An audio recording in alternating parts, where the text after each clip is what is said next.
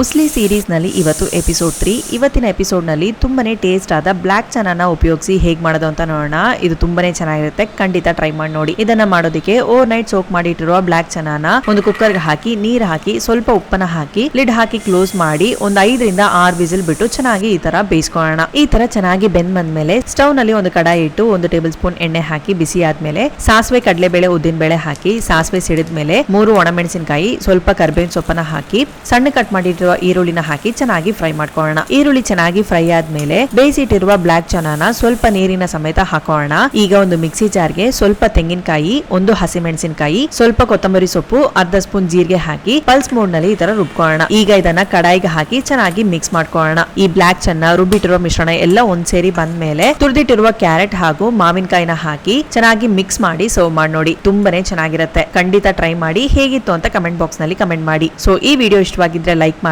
Foodie ಕನ್ನಡನ follow ಮಾಡಿ.